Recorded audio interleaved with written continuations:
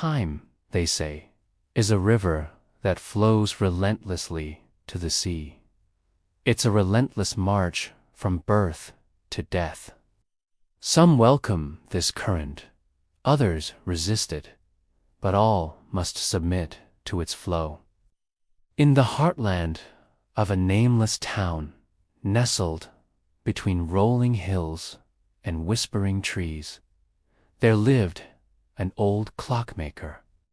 People came from far and wide to see him.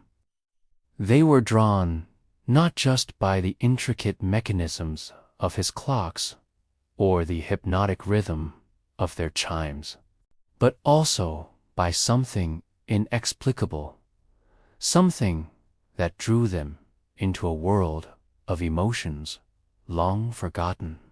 Unlike other clockmakers who toiled over gears and springs in dark, dusty workshops, the old man worked in the light.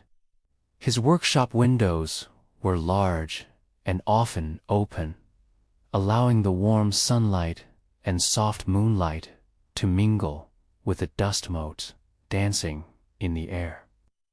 Within this hallowed space, time seemed to slow down, becoming less a relentless force and more a gentle companion.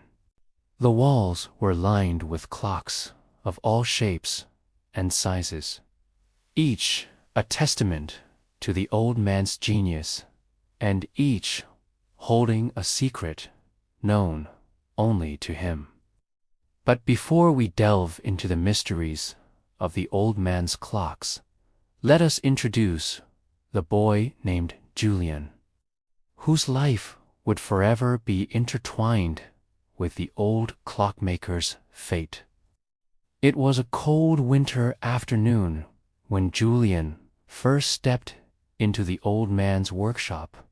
The wind outside was bitter, but inside it was warm and inviting, like a hearth fire on a cold night. The boy stood mesmerized by the rhythmic ticking of the clocks, each telling a silent story of time's passage. He ran his fingers along the cool glass of a nearby clock, feeling a strange sense of calm wash over him. But it was the old man's gentle eyes and kind smile that made Julian feel truly welcome. The boy had lost his father when he was very young, and the absence of a guiding male figure in his life left a void that he did understand. He sought solace in numbers and routine, finding comfort in the predictability of numbers and schedules. He would often get lost in calculations, deriving a strange satisfaction from the precision of figures. However, beneath this facade of control, Julian harbored a deep-seated fear of losing those he loved, a fear that gnawed at him, reminding him of the fragility of loss. This fear turned into an obsession, causing him to cling to schedules and routines even more tightly. He meticulously planned every aspect of his days, convinced that this would somehow protect him from the chaos of life. But deep down, Julian knew that his obsession with time was nothing but a futile attempt to hold back the tide of life. The old man saw the turmoil in the boy's eyes, the fear that lurked beneath his tight smile.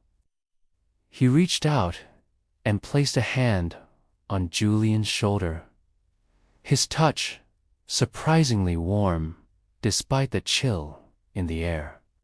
Time is not something we can hold in our hands, young one, he said, his voice like the chime of a distant clock. It's a river that flows, ever changing, ever moving forward. Julian looked up, startled by the old man's words. He had never thought of time as anything more than a set of numbers and schedules. The idea of time as a flowing river was foreign to him, yet strangely compelling.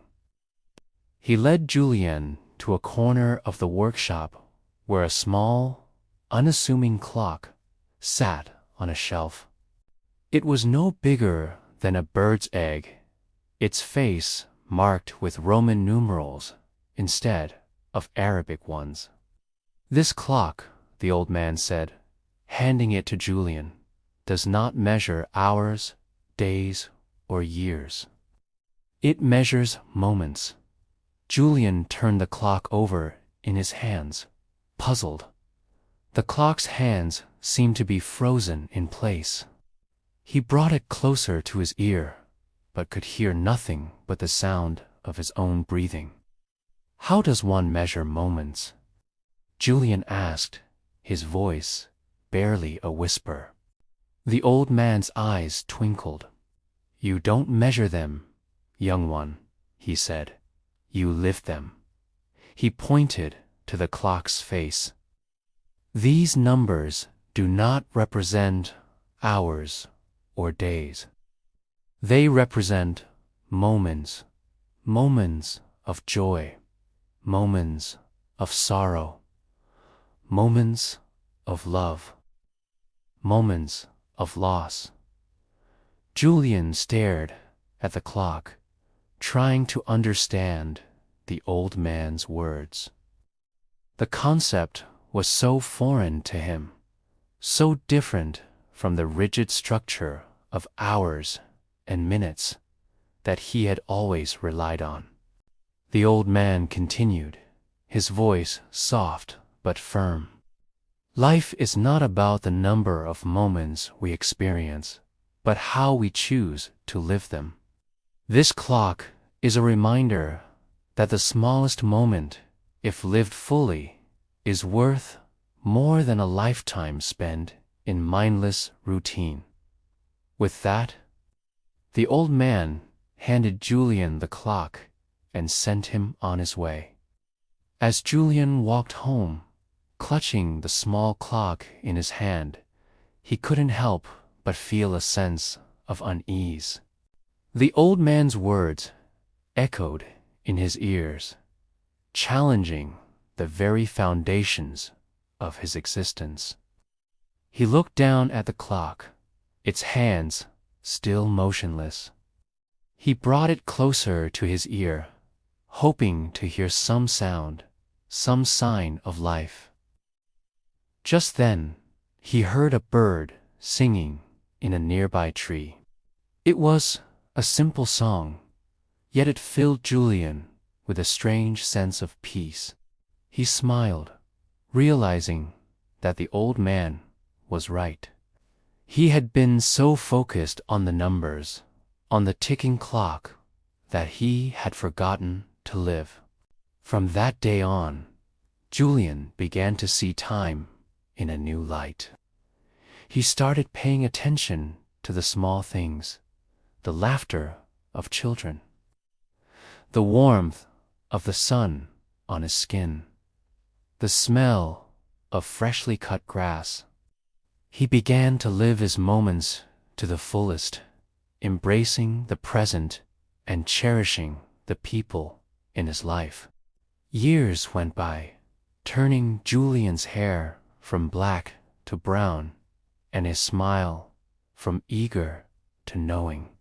He never forgot the old clockmaker or the small clock that had changed his perspective on life. The clock became his most prized possession, a constant reminder to live each moment to the fullest. Then one day, the old clockmaker passed away. People from all around came to pay their respects to the man who had taught them the true meaning of time. At his funeral, they discovered a shocking truth. Every clock the old man had ever built, including the one that had become so meaningful to Julian, worked the same way. Each clock measured not seconds or minutes, but moments, moments of joy, moments of sadness, moments of love, moments of loss. The town was stunned. They had all flocked to the old man for his beautiful clocks, not realizing that he had been sharing something far more valuable with them, the ability to measure life not by numbers, but by moments. And so, the legacy of the old clockmaker lived on, not in his clocks, but in the hearts of those he had touched, reminding them that time is not to be measured, but to be lived. As for Julian, he continued to live his life one moment at a time, grateful for the gift the old clockmaker had given him. He often looked at the small clock, its hands tracing the path of his life, reminding him that every moment, no matter how small, is a moment to be cherished. And that, dear listeners, is the tale of the old clockmaker and the boy who learned that time is not to be measured, but to be lived. For time, my friends, is more than just numbers on a clock face. It's the laughter of children, the warmth of the sun, the smell of freshly cut grass, and most importantly, it's the moments we share with those we love.